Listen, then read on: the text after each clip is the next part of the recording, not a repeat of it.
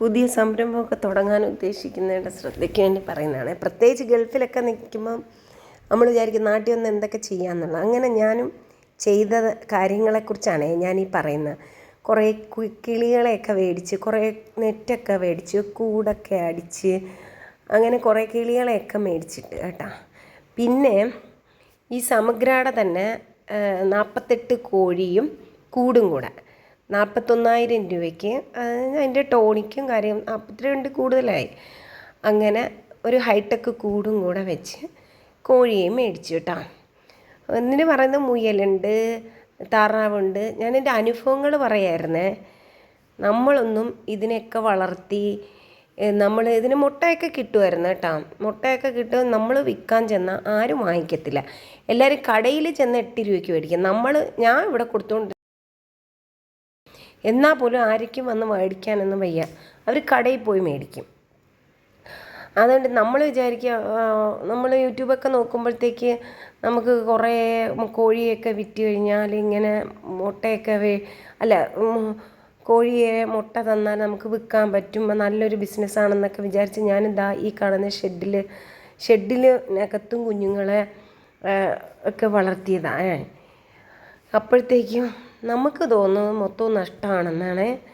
അപ്പോൾ നിങ്ങളത് ഇങ്ങനെയുള്ള പരിപാടി എന്തെങ്കിലും നിങ്ങൾക്ക് പ്ലാനിലുണ്ടെങ്കിൽ വളരെ നന്നായിട്ട് ആലോചിക്കണം കേട്ടോ. ആലോചിച്ചിട്ട് ചെയ്യണം. അതല്ല നമ്മുടെ ബഡ്ജറ്റ് കുറഞ്ഞ രൂപയ്ക്കൊക്കെ കിട്ടിയിട്ട് നമ്മൾ ചെറുതായിട്ടൊക്കെ ചെയ്യുകയാണെങ്കിൽ വിജയിപ്പിക്കാം. നിങ്ങളുടെ ഏരിയയിൽ മുട്ട എടുക്കാനൊക്കെ ആളുണ്ടെന്നുണ്ടെങ്കിൽ നിങ്ങൾ നോക്കിക്കോ. ഞാൻ എൻ്റെ അനുഭവം പറയാണ്. 42,000 രൂപയുടെ ആ കൂടിന് പോയി. ഈ കൂടില്ലേ, ഈ ഓപ്പൺ വാർപ്പിൻ്റെ മുകളിൽ ഷീറ്റ് അടിച്ചിട്ടുള്ള സ്ഥലത്താണ് ഞാനിത് ചെയ്യുന്നത്.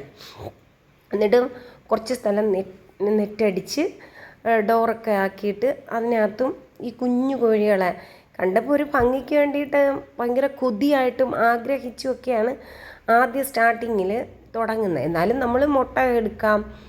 പിന്നെ ഒരു രസമായിട്ട് നമുക്ക് തോന്നി.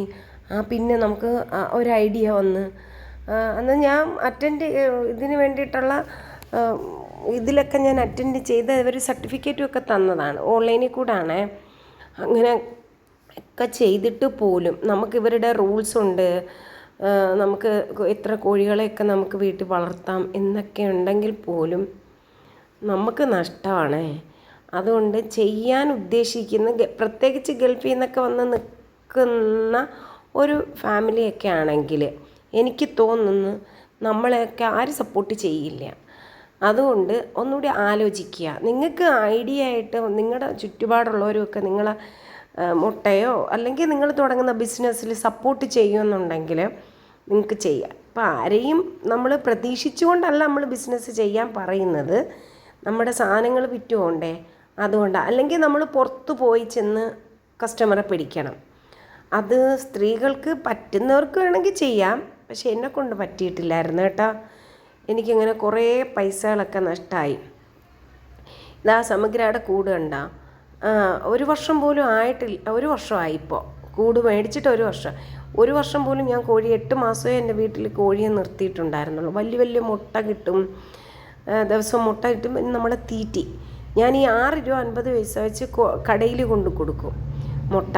എന്നിട്ട് അതിനവർ തീറ്റി തരും. അപ്പോൾ കടക്കാർ തന്നെ പറയും കേട്ടോ, എന്തിനാണ് നിങ്ങൾ കഷ്ടപ്പെടുന്നത്? കാരണം നിങ്ങൾക്കൊരു ലാഭവും ഇല്ലല്ലോ, നിങ്ങൾ കയ്യിൽ നിന്നും കൂടെ ഇട്ടല്ലേ തീറ്റ മേടിക്കുന്നതെന്ന്. സത്യം പറഞ്ഞാൽ എന്നാലും ഭയങ്കര നമ്മുടെ ഒരു ടൈം പാസ്, ടൈം പോവുകയും നമ്മൾ ഇതിലൊക്കെ നിൽക്കുമ്പോഴത്തേക്ക് നമുക്ക് വേറൊരു ഫീലിങ് അത്ര. അതിനൊക്കെ വേണ്ടിയിട്ട് കൂടെയാണ് നമ്മളിങ്ങനെയൊക്കെ ചെയ്യുന്നത്. അല്ലാതെ വലിയ സമ്പത്ത് നമുക്ക് ഇതിൽ നിന്ന് ഉണ്ടാക്കാമെന്ന് വിചാരിക്കേണ്ട.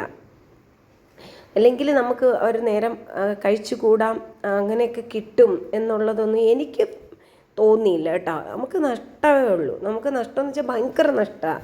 നമുക്ക് എങ്ങനെ ഇതിൻ്റെയൊക്കെ കൂട് മേടിച്ചത്, കോഴിയെ മേടിച്ചതൊക്കെ എങ്ങനെ മുതലാവുക എനിക്കറിയില്ല. നമ്മൾ മുട്ട വയ്ക്കാനും പറ്റില്ല. അവസാനം ഈ കോഴി 550 വെച്ചാണ് തോന്നുന്നു ഒരു കോഴിയെ നമുക്ക് തരുന്നത്. 500 പുറത്താണ്. 48 കോഴി 42 ചില്ലറയായി. അവരുടെ മരുന്നുകളും ഒക്കെ നമ്മൾ മേടിക്കുമ്പോൾ അപ്പോൾ അത്രയും രൂപയായി. നമുക്ക് എവിടെ നിന്ന് ഇങ്ങനെ ഇതിനെയൊക്കെ വിറ്റിട്ടോ ഇതിൻ്റെ മുട്ട എടുത്തിട്ടോ ഒന്നും നമുക്ക് മുതലാവില്ല. 1 വർഷം കൊണ്ടൊന്നും. 1 വർഷം കഴിഞ്ഞാൽ ഇതിനെ മാറ്റണമെന്നാണ് പറയുന്നത്. പിന്നെ ഈ കൂടിനൊരു നല്ല ഗുണമുണ്ട് കേട്ടോ. നമ്മൾ ഇതിനകത്ത് ഫുഡൊക്കെ വെച്ച് കൊടുത്തു കഴിഞ്ഞാൽ അതവിടെ ഇന്ന് തിന്നോളും. അങ്ങനെയുണ്ട്. അതുപോലെ തന്നെ മുകളിൽ ബക്കറ്റിൽ മരുന്നും വെള്ളവും ഒക്കെ ഒഴിച്ചു കൊടുക്കുമ്പോൾ അത് തന്നെ ആ ഓസിൽ കൂടെ പോയാൽ അത് ഡ്രിപ്പാണത്. അവരിങ്ങനെ ടച്ച് ചെയ്യുമ്പം അതിൽ കൂടെ വെള്ളം കിട്ടും കോഴികൾക്കൊക്കെ. കൂടൊക്കെ നമുക്ക് നല്ലതായിട്ടാണ് തോന്നി. നമ്മളെപ്പോഴും വന്ന് അതിന് വേറെ പാത്രം വെച്ച് കൊടുക്കുക അങ്ങനെയൊന്നും വേണ്ട. അപ്പം അങ്ങനെയൊക്കെ ഞാൻ ചെയ്ത് നല്ലോണം ഒക്കെ നോക്കിയതാണ്. പക്ഷേ എനിക്ക് സക്സസ് ആക്കാൻ പറ്റിയിട്ടില്ല. കിളിയുള്ളത് കിളി പോയി. കുറേ താറാവിനെ വളർത്തി, കുറേ മുയലിനെ വളർത്തി, കോഴിയെ വളർത്തി.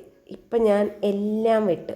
അതുകൊണ്ട് നിങ്ങളോട് എല്ലാവർക്കും അല്ല, പറ്റത്തില്ലെന്നല്ല ഞാൻ പറയുന്ന, ചിലർക്കൊക്കെ ഇതൊക്കെ പാടായിരിക്കും കേട്ടാ. അതുകൊണ്ട് നിങ്ങൾ ആലോചിച്ചിട്ട് തീരുമാനിച്ചോ.